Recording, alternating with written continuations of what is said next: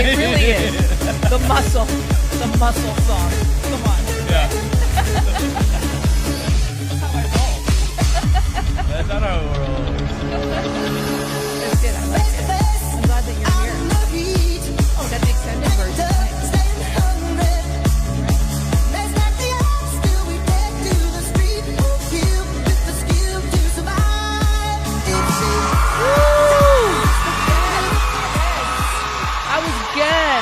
Some more, but we have to get on with the show. Hey everybody, how are you? Welcome to our Tuesday evening Anything Goes to our second week here, and I'm so pleased to be with Josef Stetter, who is a friend of the show as well, who's been on our Anything Goes show on Thursday nights, and he's actually debuting Anything Goes to week 2. How are you? I'm awesome. You're awesome. Yeah. And Joe is going to take care of talking about everything to do with careers and the job market and recruitment. A lot of ground to cover for sure. Thank you so much, you guys. I want to thank Frequency 5 at FM, Maria and Joseph. I still am dealing with this, whatever this is, but my voice is a lot better than it's been. I want to thank all of you guys, the viewers, the loyal supporters. Thank you so much for tuning in. I want to thank my co-host from Thursday night, Julia Scalise. I hope you're watching. And of course, my baby girl, Felicia at home, and everybody that makes Anything Goes what it is. So how you doing? Excited to share some wisdom and part some golden nuggets of, never thought about that or never knew about that. I know. And I don't know, you don't know this yet, but you're going to know. We're actually using me as a guinea pig to find a job. Absolutely. We are going to do it. And if you guys know, and I mentioned it last week, we have Joe and others who are going to be doing segments once a month on Tuesday night. So tonight is kind of an intro to all that is Josef Stetter and all that is the things that he focuses on. We're going to do some character development, just like in the movies, and we're going to talk a few things. And I have some questions, and I'm sure our viewers have some questions as well. I started my social media journey on LinkedIn about 2 years ago. Okay, and let me digress for a minute. Okay. We're going to use me as a guinea pig because I think that this is going to be a really good science project to really determine some of the good things that are happening, but also the pitfalls of recruitment and things that are going on. Absolutely. Okay. And there's lots of them. And there's lots of them. Yeah. And Joseph is such a wealth of information. So I was in the corporate space for over 3 decades, and then 2, maybe 3 years ago, walked away. Took some time off for myself, and then I reemerged and decided to kind of fall into the whole entrepreneur startup business. Okay. Yep. And I've been kind of doing my own thing for the last 18 months or so, I started my social media journey on LinkedIn primarily because when I reemerged after walking away to take some time off, I figured LinkedIn would be the best place to look for a job. Right. I had very few followers on there. And one thing that it taught me was, how to work social media, how to build your brand, how to make connections. I never really found a job on LinkedIn per se, but I did find a lot of connections and a lot of great people on there. What do you say about, because I know a lot of people are always like, I can't find a job online. I can't. So I'll start by saying I love LinkedIn as a tool. Yes. But most people don't use it correctly because they use it just like Indeed or Corporate or Career Builder, where they kind of go, okay, I've posted my profile or I have a resume up there. Right. But then, for example, their LinkedIn profile is very generic. Right. So on LinkedIn, it used to be that you have to request testimonials from people. You can still do that. Right. But they kind of change the setting now where you can kind of say, here's my skill sets, and people kind of like your skill set. But that doesn't give any value to LinkedIn. The actual testimonials gives you instant credibility. Right. The other thing that LinkedIn has that not enough people use correctly is a function called InMail. So the cheapest version is about $45, and you can reach out to 10 people that are not in your network. Right. Now, what most people do is they go, hi, I'm looking for a job. Please hire me. and you haven't established rapport. That's it. So one of the things I teach people is if you're going to use LinkedIn, first of all, try to find a similarity. Like you went to the same school, university or college. So ask a question like, what was your experience going to that school? Right. If you're reaching out to higher levels, the best way to kind of do that is to kind of say in an email, I'm writing an article or I'm doing research for an article. Mm-hmm. Given that you are an executive in a successful company, can I interview you? Mm-hmm. And then what you want to do is make it about them. Right. So what are you most proud of? What are your 3 biggest achievements? What do you think has made you so successful in this industry? Mm-hmm. And then as they start sharing that information, obviously acknowledge them because it's important. And then after they've shared their wisdom, what you want to do is say, okay, if you are mentoring someone who's new to the industry or hasn't been in the industry for a while, what things would you focus on? Right. So now they're telling you the inside scoop. Now, after they've done that, you've earned the right to say, would you critique my resume? Mm-hmm. Notice I didn't say ask for the job, but critique the resume. Right. Because if you're dealing with an executive, for example, like a VP, who now has bragged about how great they are, she has bragged about how great she is, has shared nuggets of, by the way, do this or do this. And then you've asked them to critique your resume. They're actually writing the resume that they tend to hire for them. Right. And after they've critiqued your resume, you can kind of say, listen, this has been great information. I've learned so much from you. You know what? I'd actually love to work for you because, I think we'd work very well together. I'd learn so much from you. And since they already wrote your resume, they already like you. So I have my own thoughts about the resume, and I'm going to be very rebellious in this area as we progress on this segment moving forward. But that said, Joe, why don't you, I'm going to continue the topic of LinkedIn and obviously some of the ways to go ahead and look for a job and get a job. Thank you, Joseph. So first of all, why don't you let everybody know? I mean, a lot of people do know you, and you, like I said, you're a wealth of knowledge, a wealth of information. And one thing about Joe, you guys, very, very helpful. You guys really do need to connect with him either on LinkedIn. He's on Instagram, the Celebrate group, and as well on Facebook. Really connect with him. Wealth of information. Always ready to help. Why don't you give everybody a bird's eye view?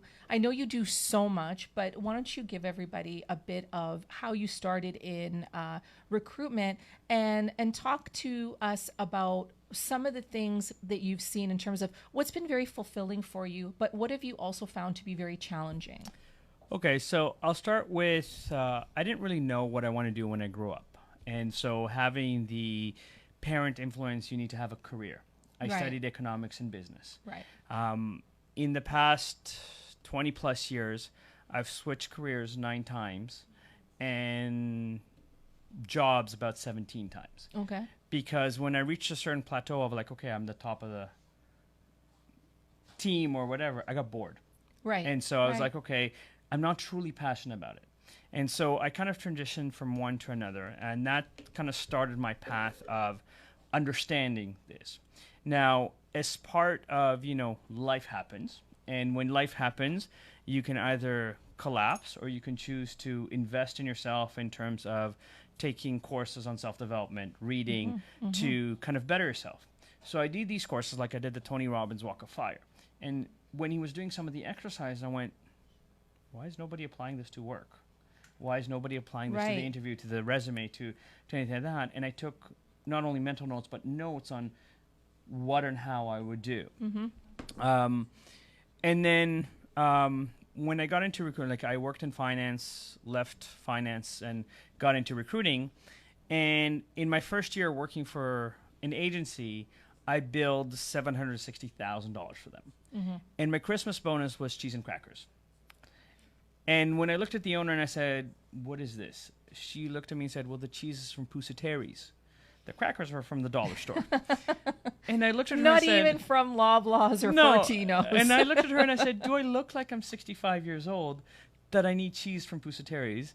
At least buy me a CD because, this is aging myself a little bit. Yes. I can put that to use.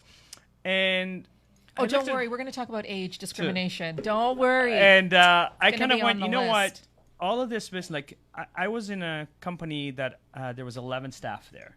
Yeah. The closest person to me was my supervisor, who billed $140,000 for that year. And you booked 760. 60. Yeah. And I looked at the owner and said, most of this is new business that I brought in because I built the relationships, not because you had it, and so forth.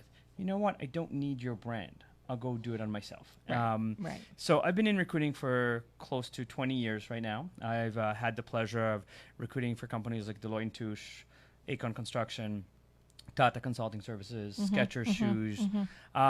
And then in the process, when life's happened to me, I wanted to kind of secure my job, so I started writing a book, and I wrote 2 versions of this book. One's called Canada, Congratulations, You're Hired, and one's called USA, Congratulations, You're Hired, that has every resource you can imagine to find a job. Congratulations, you are hired. Who do I need to know to get a copy of this? Wondering. This is great. I thought I gave you a copy. You actually have not. Did I not email you a copy? All right, so maybe you have, but I'm old school. I like one of these. This is really good. Oh my God, look at all of this. This is fantastic.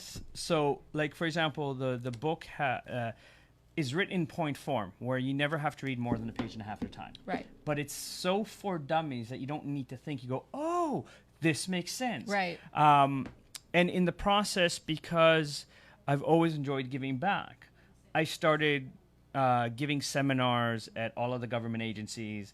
And I'm proud to say that I've coached over 10,000 people to find employment, and I have a 90% accuracy of finding anybody employment in any field in under 3 months. Well, then this should be very simple. The fastest I've ever found people work, and it's about 25 people, is 2 days. It's amazing. It's amazing. So in that, again, it's a combination of going, okay, here's self-development and the psychology of improving yourself, having confidence or whatever, but here's no one's really, like, at least from what I've seen, no one's really applied it to the semantics of theirs. So even for social media like LinkedIn, it's a phenomenal tool.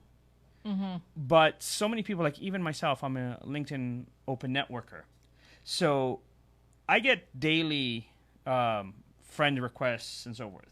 And I'm amused, as soon as I say yes to a lot of people, they automatically send me their sales pitch. You know why? Sorry to interrupt you, Joe. It's because I think you do have on your tagline that you are a recruiter, that you work to help get people jobs. No, but I have people trying to sell me, let's say, a better website, or trying to sell me a better social media SEO. Yeah, the sales pitch without even knowing you. Right. Yes, so it's automatic into the sales pitch. And don't get me wrong, I've actually made some great connections through LinkedIn that, you know, are joint ventures that are happening right now. So I'm not dismissing that there's expertise, there's things that can be used in terms of there. And yes, my profile does say, you can go ahead and contact me. But again, it's a level of, for example, if on your LinkedIn profile, similar to a resume, under your skills, you wrote that you're hardworking, dedicated, committed, a team player, excellent communication skills. I can tell you, in 20 years of recruiting, I've never once searched for those words when I'm hiring somebody. Right. And similarly, all those words are subjective, because your definition of hardworking and my definition of hardworking are very different. Yeah. And if I use industry examples, like, for example, someone that works in public accounting during tax season, it's mandatory practically that they have to work 80 hours a week. Yeah. So what's hardworking, 100? Whereas in someone that works as a nurse, for example, might have to do 4 hours of overtime because the next shift hasn't arrived, whatever happened. Both are very hardworking, but the definition of hardworking is very different. Yeah, and it's all about differentiating ourselves, isn't it? Correct. And so the generic kind of profile, like, I've worked here, I know how to do this, I know how to do this, is redundant to me, because look, anybody can say, I know how to do something. Just because you sold lemonade when you were 10 years old doesn't make you a salesperson. Self-starter. Right. But doesn't make you a salesperson per se. Right. There. Now, if you've been in sales where it's predominantly account management, but you're not actually selling, you're just upselling, it's a slightly different skill set than fully selling. Yeah. For example. So, you know, and the easiest way to describe it is, when you're at work and you come home to your partner, your family, most of the time you don't say, I worked today. I did some stuff. You know, I did some stuff. Right. Yeah. You usually go, you know what? I was dealing with this huge problem, and I figured out how to do it. I did this, this, and this, and I'm so excited that I solved it. Right. That is the energy that you want to portray the on your LinkedIn. Accomplishments, the solutions. Right. Yeah. On your LinkedIn, on your resume, on your interview. And Yeah. this is the mistake that most people make in the job market because, unfortunately, in North America, if you were to line up, let's say, a law job and an engineering job, an accounting job, a marketing job, an IT job, 70% of the job description is exactly the same. Yeah. You know, all of them say other duties as assigned. All of them say excellent communication skills. And trust me, I've met a lot of people with really bad communication skills, but they get hired. Multitasker, working on multiple right. deadlines. So when people try to customize, and I use that term loosely, their resume, they're trying to stick all these generic, subjective words that don't really help you. And they're not actually focusing on the right thing. So same thing on the LinkedIn and the resume. It ties in that we've been taught as a society to focus on the action words: managed, direct, liaised, coordinated. And yes, you need them. But if you don't tell me the results that you produced at work, it doesn't matter that you managed. Yeah. Because if you tell me I managed a project, as an employer, if I don't know the company that you worked for, or I don't know you, I'm going to assume you did this much work. Right.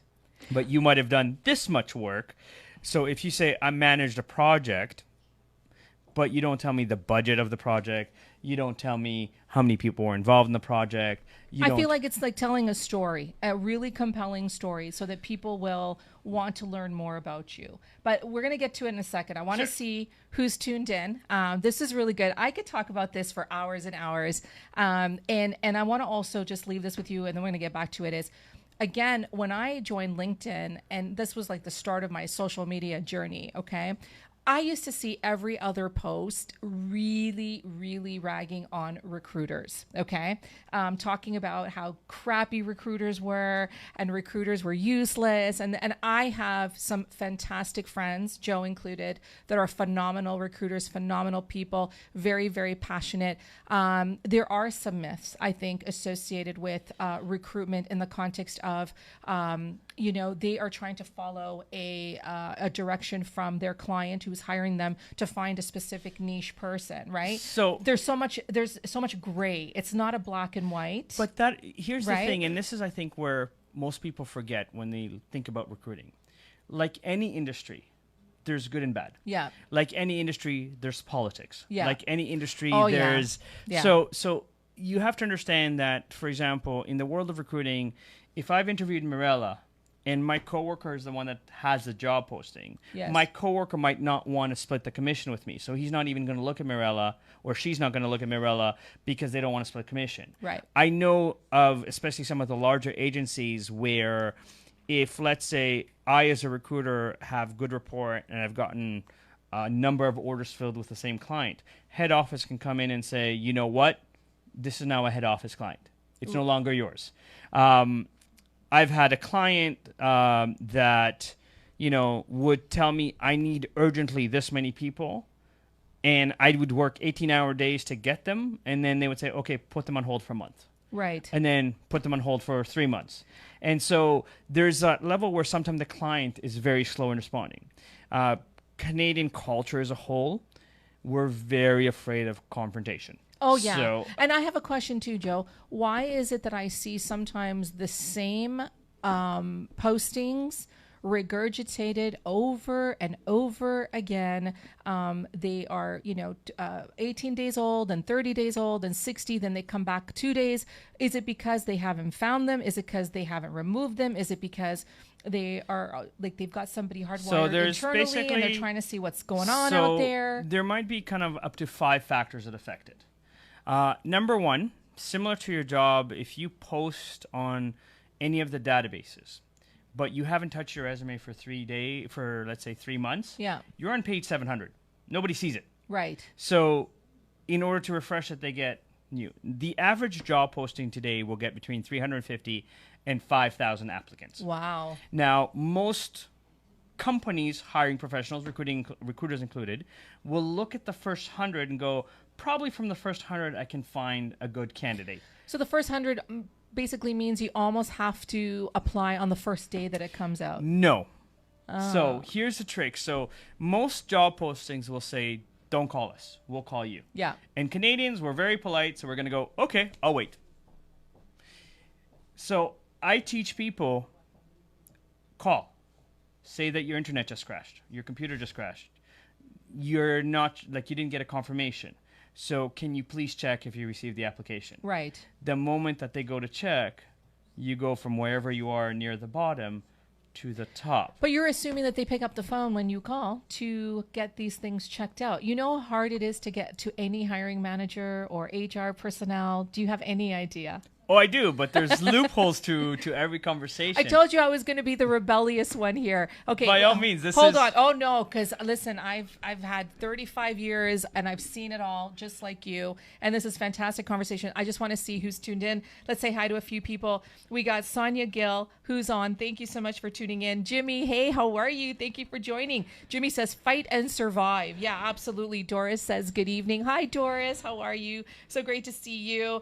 We've got Andrew Davids who's watching. Thank you very much for tuning in. We've got Celeste Seferina who's watching. Thank you so much. Kim Bassler is watching. Hey, Kim, how are you? Kim is actually joining our segment next Tuesday night here on Anything Goes to Business. She's going to be talking about health and well-being overall, fitness and mental mindset. It's going to be great. Like I said, every single one of these folks has so much expertise in their respective fields. So great to see you, Kim. She says, hi, guys. Oh, Joe Stetter is watching. Julia Scalise is watching. Hey, Goo, how are you? Goo is her nickname amongst a few other things. How are you? All good, though, I promise. We will see you here on Thursday night right beside me. She says, hey. We've got Addie Stetter. I wonder who that is. Hi, Addie. How are you? Thank you so much for tuning in. We've got Lena Bartolini. She says, awesome stuff, you guys. Thank you so much for tuning in. We got Renato in the house who's also watching. We got Gloria. Hey, Gloria. How are you? Happy New Year. I haven't talked to you in a while. How are you? Gloria says, hey there, glad I could join. Renato says, hey, how are you doing? Lena says, exactly. Addie says, so true. Amazing tips. Absolutely. And this is literally, you guys, just the beginning. There are so many tidbits of wealth of information that Joe is going to be offering. And like I said earlier in the show, tonight's episode is really just to kind of provide an intro, an overall overview, kind of the start of a movie that's going to be developing, if you will, because there's just so much to cover. And I'm looking forward to doing this with Joe in subsequent months. And if you guys missed it, I'm also using myself as a guinea pig. I've actually tested out a few theories a couple of years ago, and then again recently over the course of my own journey. And I'm literally going to put Joe on the hot seat on this because I've been a hiring manager and I have been working in the corporate world, and there is not the wrong way and the right way. There's just good and bad in everything. There's pitfalls with everything. And I feel like there's the right way to do things, but I also feel like there's a few processes that are very flawed, if I can say, right? Listen, it's all about perspective. There is always a process that might be flawed, but if you tweak it just a tiny bit, it becomes brilliant. It becomes brilliant. It's how you have apply such brilliant tips too. I'm telling you, honestly, you guys, stay tuned.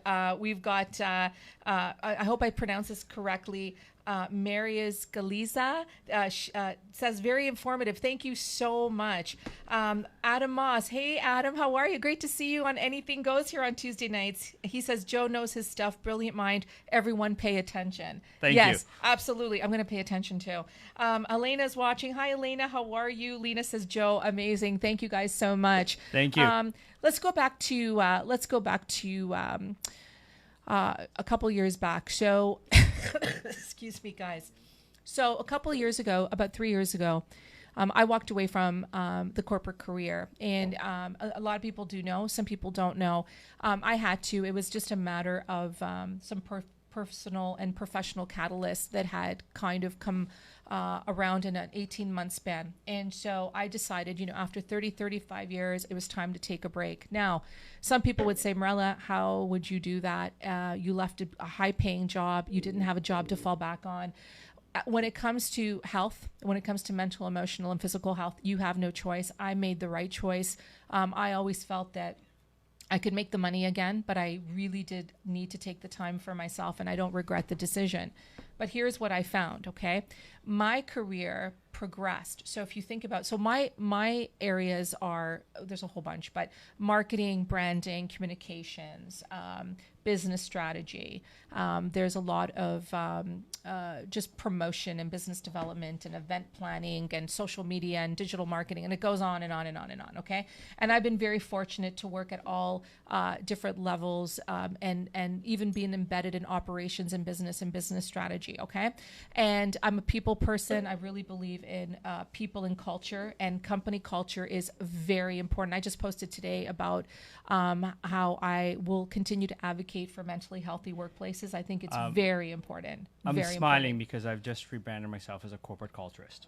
And so there's a level where I look at an organization, and here's the thing.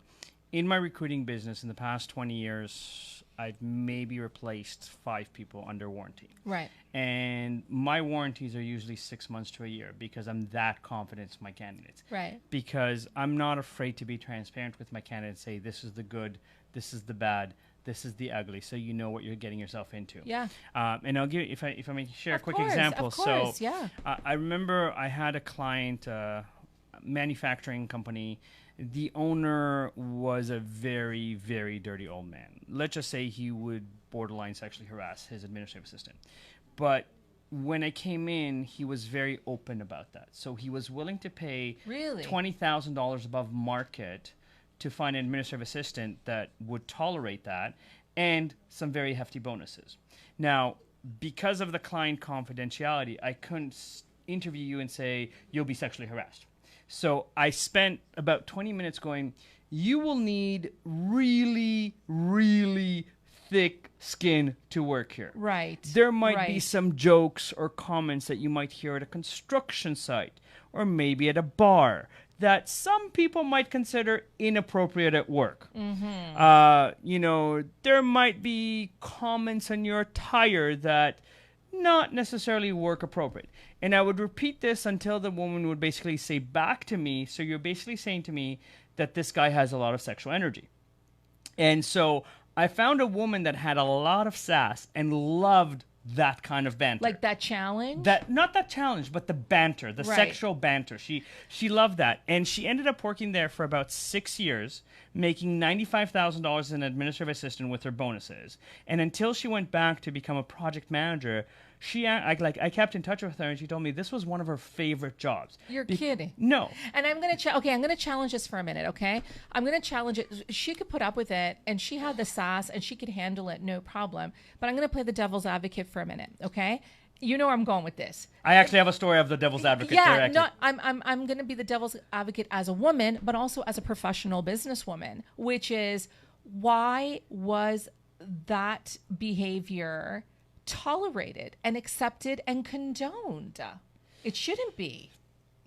It shouldn't be. But here's where culture comes into effect. Company culture is it's pivotal. So, it's pivotal. look, there's a level where different cultures, different behaviors. And so there is a sense, like, so for example, because I love the Latin culture and I'm fascinated, I've been salsa dancing for 14 years. In Cuban culture, for example, sensuality is part of the communication because the dance is so sensual. Right. And the communication of the sensuality can be used as a yes or no communication right away. Yes. So if someone comes from a culture where the sexuality is kind of like a language of love, let's say. In part, okay, yeah. I get that.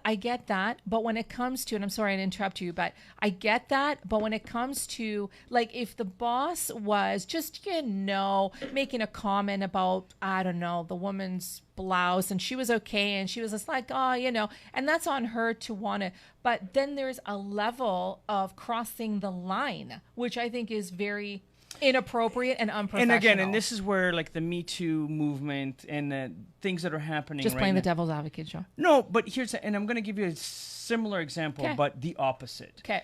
I have a friend that graduated from HR, got hired for a non-for-profit organization, and the president was very sexually inappropriate.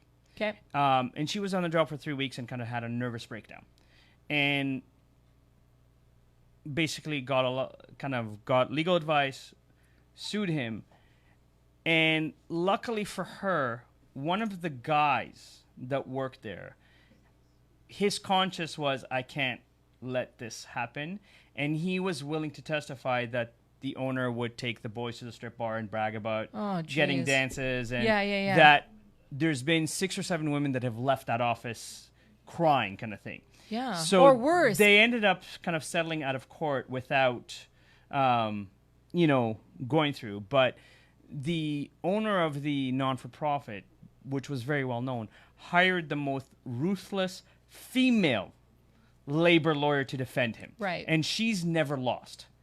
Luckily for her, again, in some of the due diligence, stuff came up very quickly as pattern. Yes. And so she went, settle it, make it go away. Right. But what's the damage, though? And I want to ask this, okay? I am a real proponent for company culture. I've worked for some amazing companies, and here's the but. Large companies, I've worked for companies that are 20, 30, 40, 50,000 people, okay? Right. They can be fantastic companies. They can have fantastic people in them, but 50,000 people later, 20,000 people later, you cannot control or contain or hope. You can hope, but you can't expect that every sort of fiber of the company functions in the same way. And so you've got the majority of people that are good, and then you've also got people that are not so good, and you've got your politics, and you got your, you got all kinds of things going on. How do you navigate that? And furthermore, not only how do you navigate that, I've spent 35 years navigating landmines in the corporate world, let me tell you, and I've learned some of my best experiences, and it really hardened me as a businesswoman, but I'm still very heart-centered. I still care about people. But here's the thing. How do you know, what advice do you give people when they're looking, if they're in career transition or they're just starting out, just graduate from school or in between?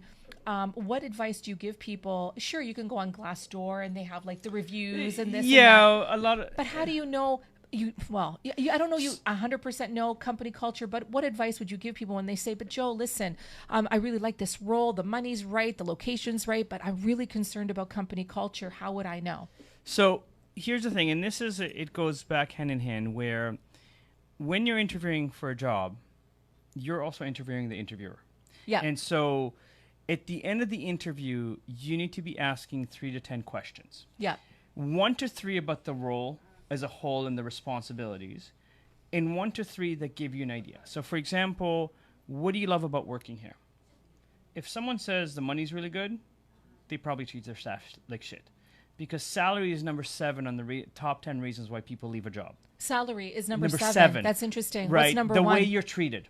Right. So if someone goes, you know what, we have barbecues and they bought us ice cream and they did this, they start remembering those little things. Right. And that builds a culture. And also to go to, when you have larger companies, yes, the organization can kind of have culture intent.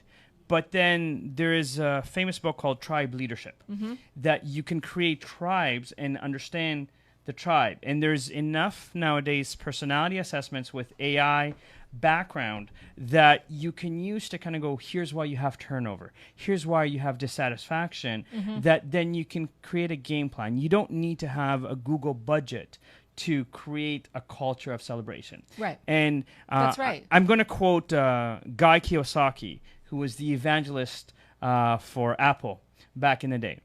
And I remember watching one of his interviews, and he said, especially as a new company, don't bother with a mission and a vision because nobody really knows it. If you went today to, let's say, Wendy's and asked even the manager that works at Wendy's, what is the mission or vision of Wendy's restaurants? Right. They probably don't know. Right. Create a mantra. create a slogan. And my favorite, sorry, John, I'm gonna interrupt you. My favorite, okay, there was a story. I think it was my history. I'm not a history major, but 1963, I think it was 1961, 1965. Anyway, it was during that time. John F. Kennedy was sending a man to the moon, and he walked into the NASA building headquarters, and there was a man who was washing the floors. He was the janitor. And the president goes up to the janitor and says, "Good evening, what do you do here?" And the janitor responded, "I'm helping to send a man to the moon." Correct. And that is such a powerful, powerful story, because the man was washing floors, but he knew there was a bigger vision. There was a bigger mission. He was part of something big. It didn't matter whether you're answering phones. It doesn't matter whether you're washing floors. It doesn't matter if you're in the CEO office. The point is, he was proud of what he was contributing to. But this is where there's also a massive disconnect in companies today, because there's a lot of talk, but very little practice. And there's a like, you know, an old adage in English says, leaders lead by example. Yes. They do. Yes. So if a leader, let's say a CEO, is walking around the office and sees a piece of garbage and picks it up, the staff will notice it. Right. You know, if there's like, okay, the CEOs is going to make pancakes for the staff and smile while he's doing that. You know, I use an example Remembers of, like, your first name, let's say that would help too. If a company has a Halloween costume party. Yeah. Right? I get it that C-level executives have meetings, and I'm not dismissing that in any way, shape, or form. But even if there's a contest, if none of the C-level executives are dressing up, it's a mixed message. So I don't care if a C-level executive goes to the dollar store and buys a cheap mask for $1. Right. Come in for 10 minutes, show that you're wearing a mask. That you're fun. That you're with the part, people. that you're not just talking it, you're doing it. Yeah. And then once you've done that, take it off and go to your meetings, for example. Yeah. Because the staff will talk about that. Was not the best costume, whatever, but the fact that it was engaged, for example. And so a lot of times, in my opinion, in terms of the culture and in terms of this, that something like a mantra, something like that, where if you start implementing right away symbolic things, like if you earn this key, this is what the key means, if you earn this.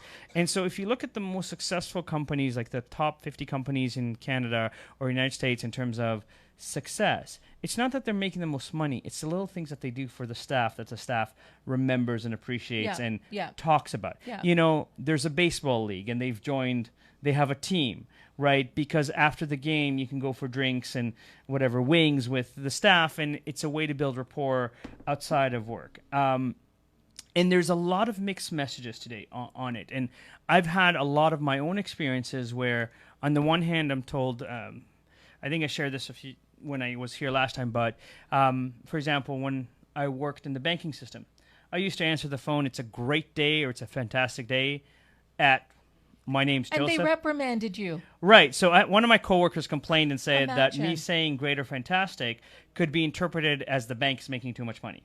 Senior management had 3 2-hour-long meetings to discuss whether or not I was allowed to say great or fantastic. 3 2-hour meetings. C-suite executives at what hourly rate to talk about whether you should say have a fantastic day or not. Does that make any... That's someone's raise. That's someone's bonus right there. Correct. Now, here's the dramatic irony and oxymoronic from that.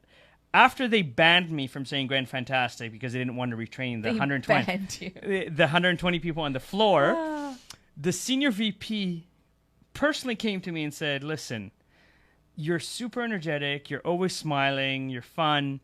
I want you to create a social committee to help boost morale, because morale is really low. I wonder why. And I said, okay, you know what? First thing I'm going to do is organize a potluck. Now, here was the response of the senior VP. That's probably not going to work. The majority of people here are bachelors. They'll probably just give you $5, $10 and that's probably not going to work. So shooting you down before it even started. And I said, don't worry, I'll take care of it. So what I did is I organized an Excel spreadsheet. This many people can bring drinks, this many people salads, this many cookies, this many main courses, this many desserts, and so forth. And I logged off the phone for 2 hours and started with the executives. And I said to them, I don't care if you make it, your partner makes it, your mom makes it, or you buy it. Right. But you're bringing in something. Right. Okay?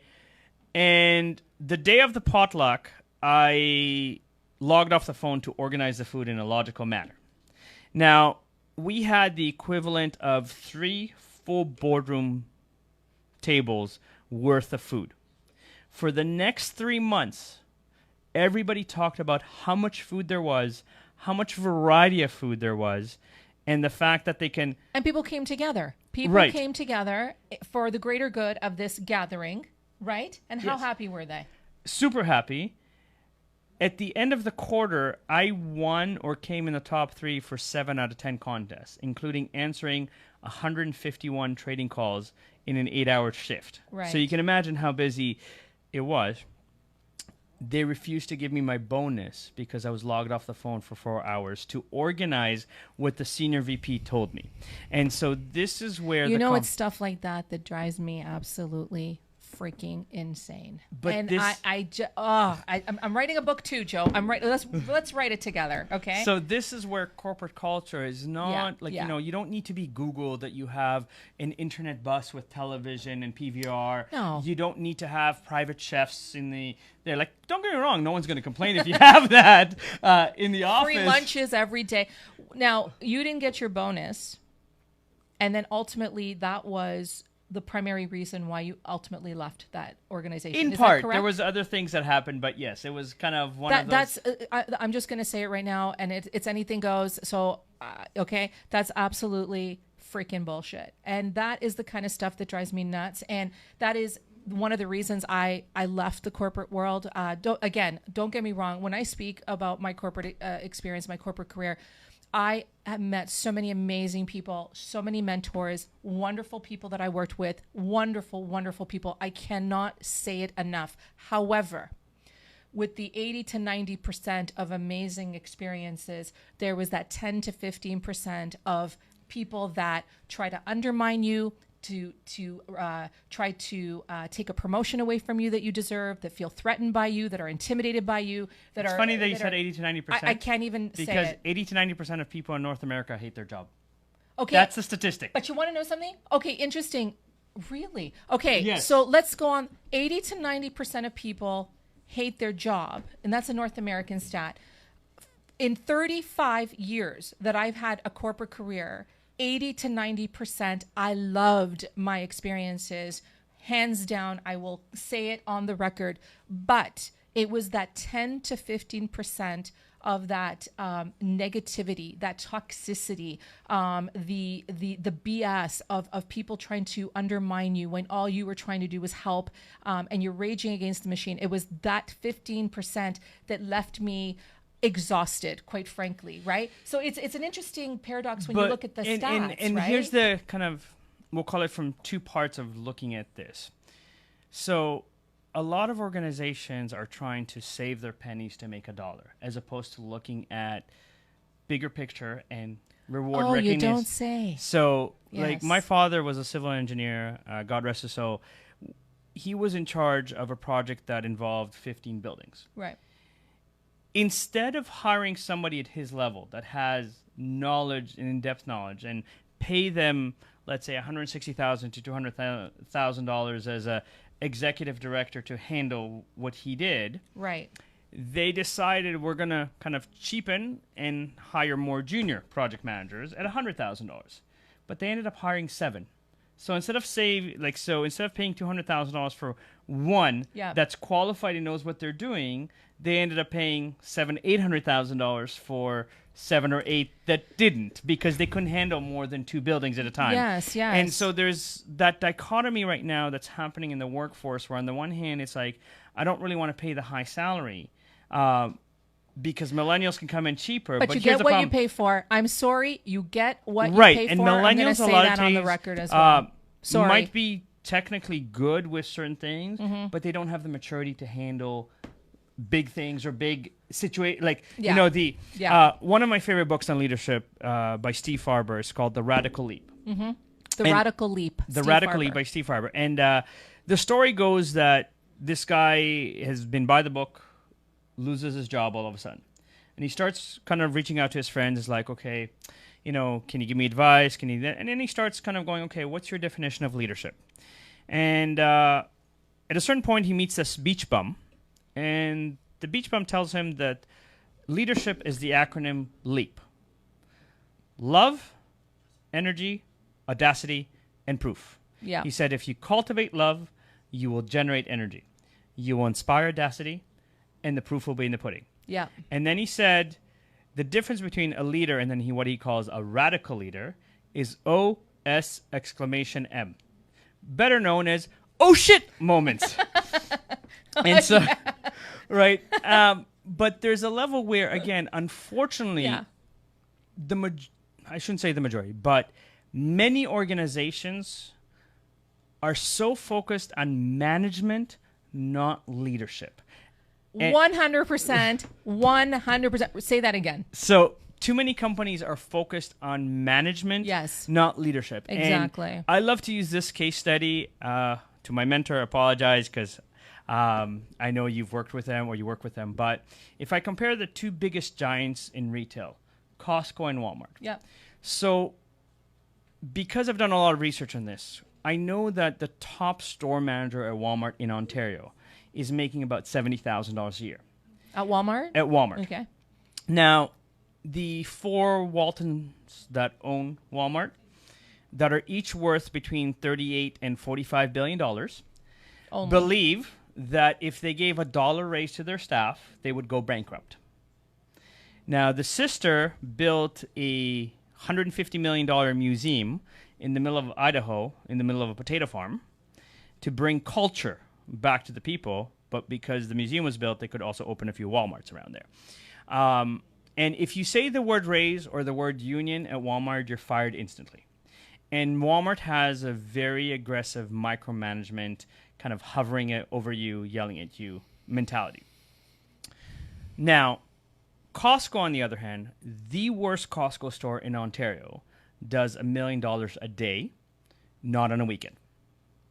During the week. During the week. And they pay their staff a lot more. No.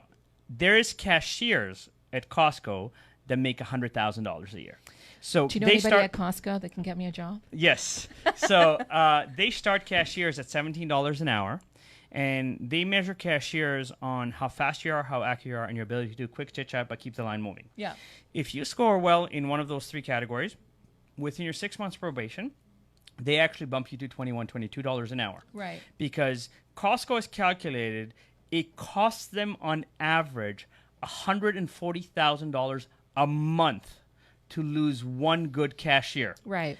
And so at Costco, 70% of the back office started being cashiers or pushing carts there. So when they promote internally, they give you a month and a half to train your replacement so that there is little to no gaps because you're sharing the advanced wisdom, not the basic training, for example. Now, Costco offers their employees benefits, especially if you're full-time, and discounts, especially on products that they want to kind of out of the store. And if you go to Costco and Walmart, most of the time when you go to Walmart, if you look now, they don't even want to pay cashier, so you have the self-checkout. And at Walmart, the majority of the people at Walmart look like they're ready to die. They don't look happy. You go to Costco, even on a weekend when it's super hectic. Yes. All of them are cracking jokes. All of them are smiling. All of them are energetic. And you know what, Joe? Sorry, I want to mention this. You talk about turnaround, okay? I'm not saying all companies, but a lot of companies are notorious for not understanding if you treat your people well, and they're bringing in the revenues and they're doing their job, and you make it so that they don't want to leave, okay? And productivity goes up, and they'll continue to work really hard for you. You're going to lose a lot more money if you start to make them feel like they're underappreciated, undervalued. There's no room for growth. There's no room for promotion. The monthly cost this, that, and the other, right? The monthly cost is between $50,000 and $180,000. The numbers per person. Per person. That's lacking in your work. I even know that. And then guess what happens? You leave, and then the rest of your team, they're not hiring right away, because they can't find the right person. They don't want to dish out the money. So the rest of the people are left, right, to do that other person's job. Then there's a strain on the rest of the team, and then more people start to. And then they leave. Call in sick, and then they go on medical frustrated leave, that they're there. And yes. This is where it goes back to the mental health and well-being, yes. because it's a vicious circle. So it's Drives either, me crazy. like it's one, like if a position has opportunities in the back end in terms of bonuses or incentives, then fine, have a slightly lower salary. Yes. But there's a level of, if you treat people right and treat them with respect, they'll find ways to be more productive. And the job boards wouldn't be regurgitating the same jobs over and over and over again. But again, so you asked me earlier why the regurgitators. So there's a few reasons. Number one. Hold that thought. Yeah. Hold that thought. Sorry, guys. I see that there's a few people on on the show. Jermelyn Barnes is watching. Hey, Jermelyn, how are you? You guys stay tuned for Jermelyn as well. She is going to be taking the Tuesday, January 28th spot, and she's going to be talking about modern dating and relationships. Obviously, cannot wait for that one. Dwayne Mitely is watching. Hi, Dwayne. How are you? Great to see you. Jermelyn says hello. Addie says mental health at work is so important. Absolutely so important. She says, I agree with you 1,000,000%. Joe can tell you more about my story. Addie, you know what? I look forward to hearing more and to getting to know you as well. Lena says mental health is crucial in the workplace. 100%.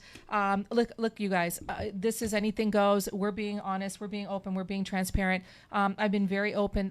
In March of 2016, I had a complete and utter breakdown, and I went into work, stayed an hour and left and never went back. Now, I want to say that the toxicity in the workplace was a partial reason for it, but there were a lot of catalysts that contributed to that. My point, though, is this.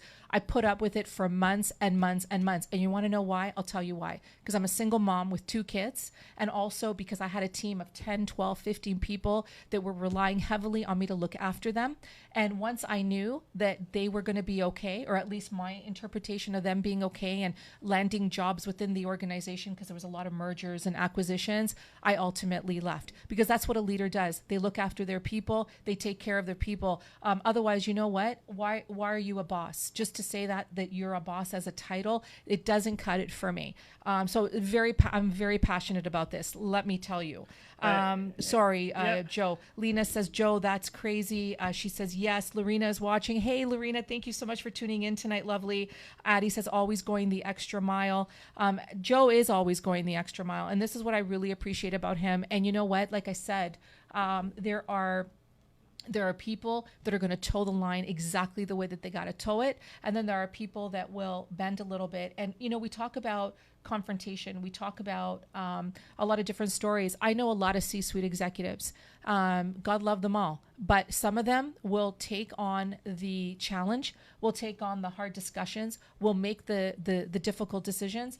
Some of them have actually said to me, Morella, you're worth your weight in gold. But if I bring you on, I will have to make a whole bunch of unpopular moves. Well, you know what? Make them. Because this is what I challenge people. If it's not good for the company, if it's not good for the culture, and if it's not good for the greater good, why are you keeping things status quo? A leader needs to lead. Because ego kicks in as opposed to being of service. Yeah. And when ego kicks in, you have this mindset that, okay, we're big, no one's going to touch us. This is a perfect example of, let's say, what happened with Monster and Indeed. When Indeed first came out, Monster was like, yeah, we're Monster. No one can touch us. Didn't Indeed take over? No, Indeed. They're the number one job finding board. Who did Indeed take over? Workopolis?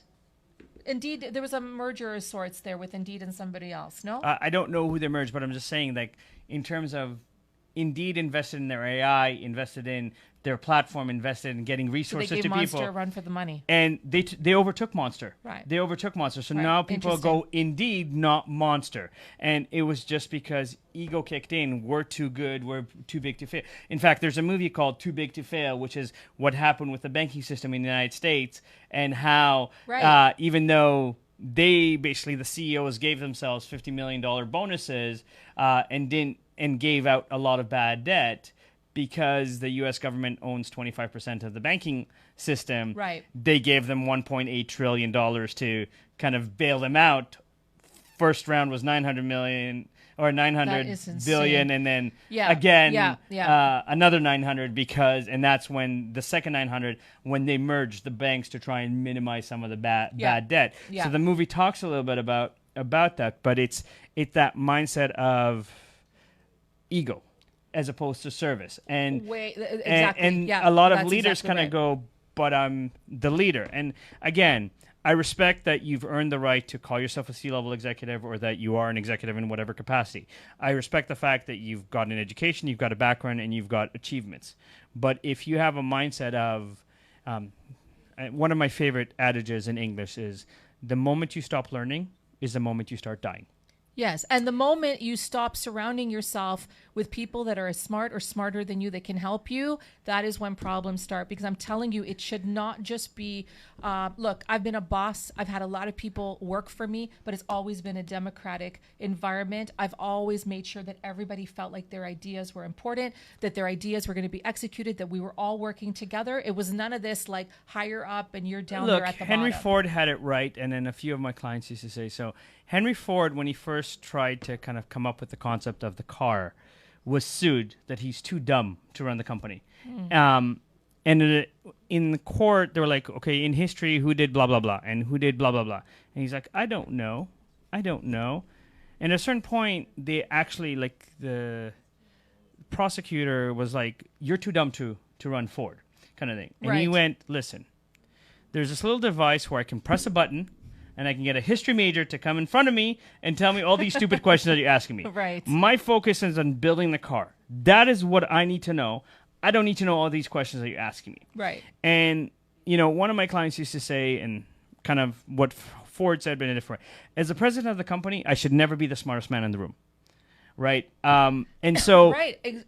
And if you are great, and if you're not, it's okay to give everybody else a chance. That's why they're there, to help you grow the company, the business, the culture, the morale, like the profits, everything. And one of my favorite shows is called Undercover Boss. Mm-hmm.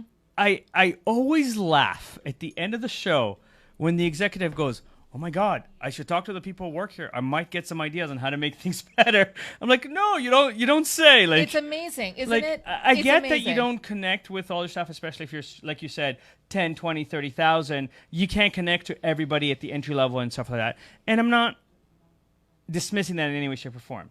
But there's a level that if you create the tribe mentality, you create incentives for people to contribute ideas. Yes. Yes. Whether, even if it's not monetary, but give me an award, give me a plaque, give me a pat on the back. Listen, there's so many ways. The potluck. Yeah. Okay, I wanna do something really quickly, and then Joe, I want you to answer. You mentioned this earlier. The top 5 to 7 reasons why people leave companies. I think it's really important. But I want to just give a shout out here to Marca is watching. Hi, Marca. Thank you so much for tuning in. Arturo Flores says good night. Thank you so much for tuning in. Maria says company culture makes a difference. 100%. Lena says you're amazing, girl. Thank you. Thank you so much. Listen, I am very, very passionate. I care a lot about people, and the type of leader that I was, and I think I still am, is the kind of person that wants to see people flourish and grow and develop. One of the reasons that I've been passed up, I believe, for promotions and things like that is because people were intimidated by the fact that I really did care more about people. Like, I care about the profits, but isn't it about people first, and then everything else will flow?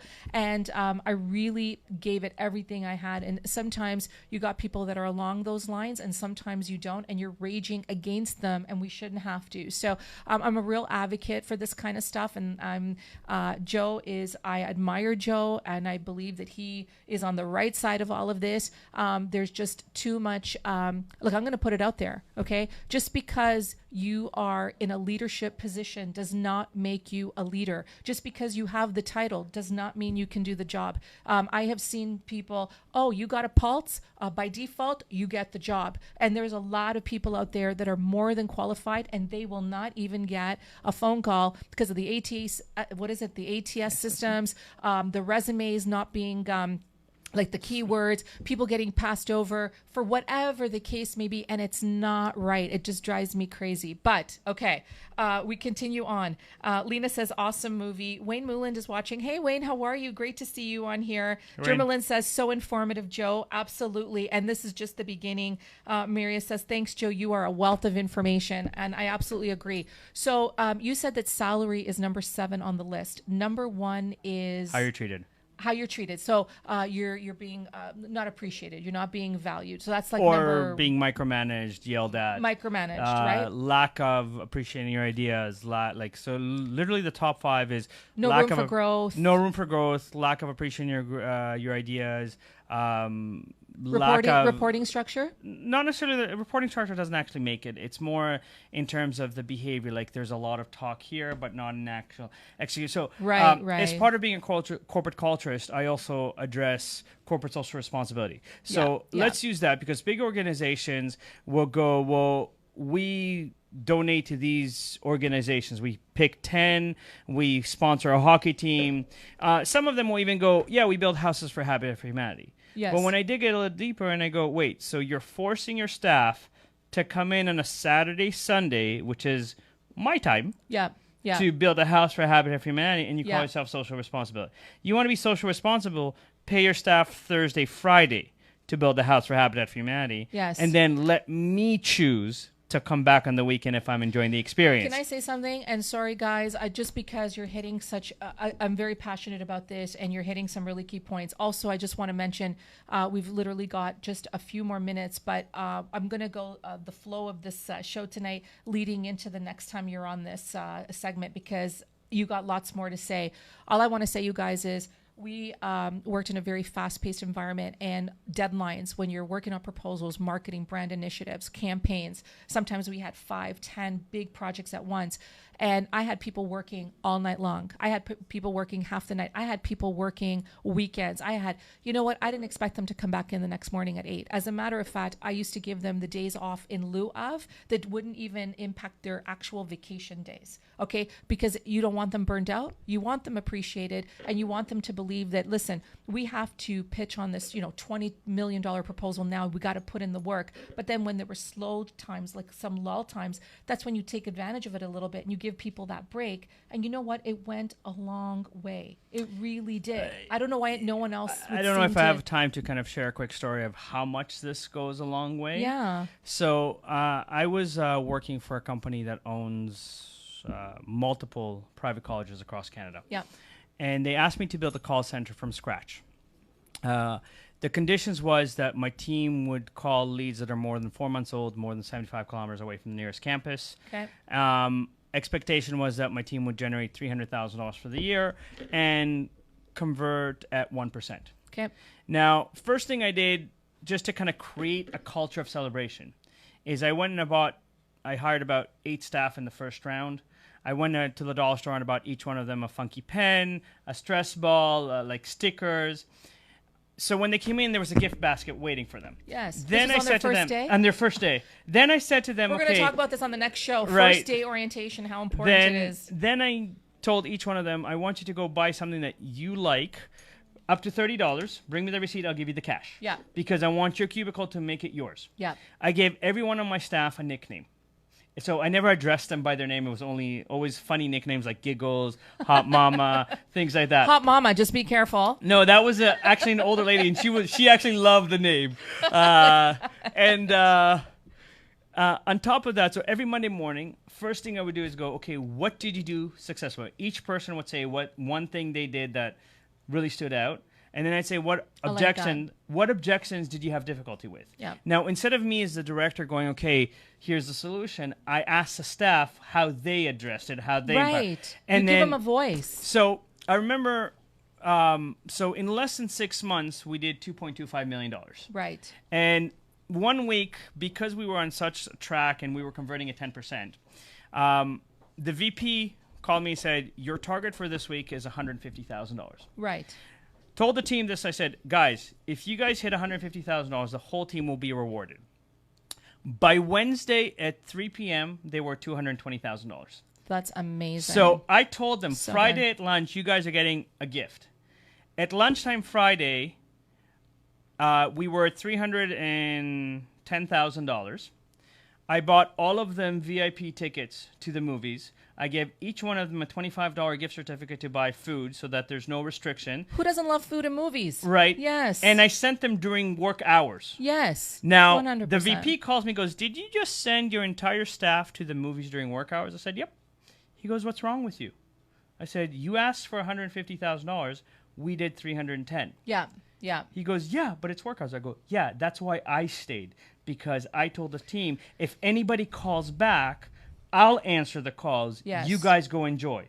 Now, I want to say, sorry, Joe, we got to end it for tonight, but that is a leader. That is someone who makes an executive decision for the greater good of the business, but of the people. And I love that story. All right, guys, we are run out of time. We did start a few minutes late, my fault, but we made it up. Thank you, Frequency 5 FM. I really appreciate it. Joe, let's go with some final thoughts. We know that we're going to cover off again. So we started off with the resume. Make sure that you add personality. Make sure that you add results. I don't care that you know how to do something.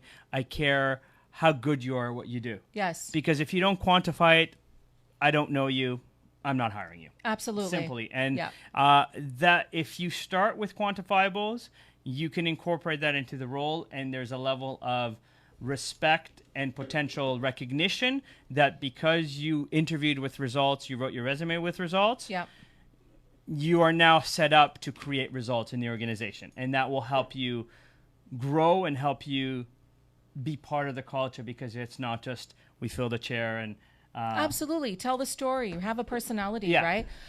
Joe, thank you so much. I know you could go on. My final thoughts, you guys. First of all, thank you everyone for tuning in tonight. Really appreciate it. Joe was a wealth of information, and we're just beginning. He is going to be back on Tuesday, February the 11th, and I am going to challenge him because, you know, that's what I do. We're going to talk about age discrimination. Is it alive and well? I say that it is. I also want to talk about how I submitted my resume for a dozen jobs that I know that I am more than qualified for, and I'm going to share the results with you next time, and I'm going to challenge Joe to help me get some opportunities going, not just for myself, but for all of you. So we're going to use me as a science project. He's going to be back. I'm really, really looking forward to it. Want to talk about online applications. If you guys have certain categories of topics or questions, advice that you want answered, please tune in. Really appreciate that. Next Tuesday night on Anything Goes To, we've got Kim Bassler talking about health, fitness, and the overall mental mindset. On January 28th, we've got Jermelyn Barnes, our relationship coach, who's going to be talking about modern dating and relationships. But before that, this Thursday night on Anything Goes with my co-host Julia Scalise, we've got Karen Leslie, who's going to be joining us. She has a very, very compelling story. She has been through a lot, and she's going to walk us through that. And we've got Heather Linus Lindsay, who's also a reggae artist, and she has been through a lot as well. And she is going to be talking to us inside a woman's world. So join us 8 o'clock Thursday night, Frequency 5 FM. And on that note, again, thank you guys so much for tuning in. We are going to keep this going because there's a lot that we want to dissect and talk about. And we'll see what happens after a few months and how successful I am listening to Joe and all his wealth of information. So thank you guys so much. Thank you, Frequency 5 FM. Everybody have a wonderful night, and we will talk to you soon. Thank you. Thank you. Thanks, Joe.